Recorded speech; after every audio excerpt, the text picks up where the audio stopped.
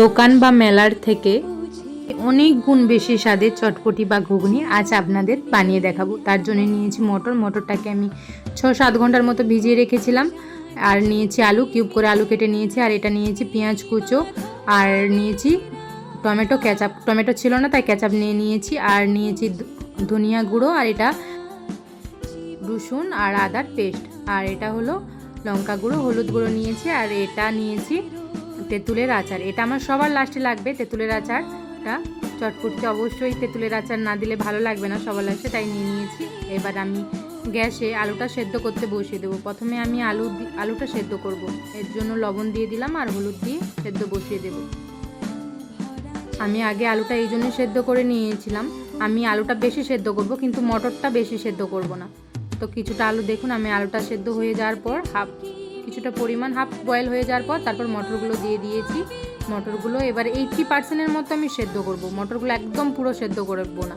এই দেখুন আমি কিছুটা একদম একটু শক্ত রয়েছে মটর, এই অবস্থায় আমি মটর সেদ্ধ করে নিয়েছি। এরপর আমি কড়ার মধ্যে তেল দিয়ে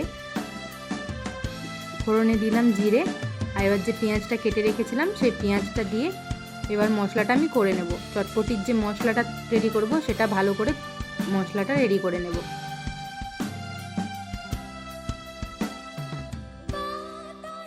এর মধ্যে দিয়ে দিলাম পেঁয়াজটা ভাজা হয়ে যাওয়ার পর দিয়ে দিলাম আদা রসুন পেস্ট, আর যে লঙ্কা গুঁড়ো হলুদ গুঁড়ো ছিল ওটাও দিয়ে দিলাম, আর দিয়ে দিলাম ধনিয়ার গুঁড়ো যে শুকনো গুঁড়োটা ছিল ওটাও দিয়ে এবার ভালো করে কষিয়ে নেব।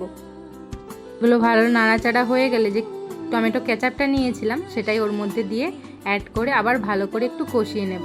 দেখুন আমার তেল ছাড়তে শুরু করে দিয়েছে, আমার মশলাটা কষা হয়ে গিয়েছে। এই যে আমি আবার দেখিয়ে দিলাম মটরটা ঠিক এইভাবে আমি সেদ্ধ করেছি, খুব মটরটা সেদ্ধ করে নিইনি, তাহলে আর ভালো লাগবে না চটপটির মধ্যে। এবার আলুটা অনেকটা আমি সেদ্ধ করেছিলাম, দেখুন এইভাবে নাড়তে নাড়তে বেশিক্ষণ নাড়বো না, আমার আলুটা ওর মধ্যেই ঠিক ঘাঁটা হয়ে যাবে। আর স্বাদ মতো লবণ দিয়ে দিলাম, দিয়ে ভালো করেই তো নাড়িয়ে নিলাম। আর উপর থেকে জল দিয়ে দেবো।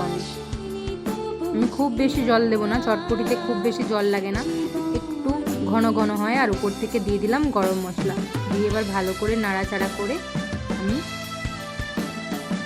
বন্ধ করে দেবো। দেখুন একটু চাপ চাপ করে রাখবেন, তাহলে চটপটিটা খেতে বেশ ভালো লাগে। এবার একটা প্লেট নিয়ে নিলাম। দেখুন তো অসাধারণ হয়েছে না? দেখেই তো আমার জিভে আবারও জল চলে আসছে। আর এই যে তেঁতুলের আচার বানিয়ে রেখেছিলাম এর উপর থেকে এই লাস্ট মুহূর্তে তেঁতুলের আচার দিয়ে দেব, ওপর থেকে কিছুটা স্যালাড দিয়ে দেব, আর দিয়ে দেব সেদ্ধ ডিম।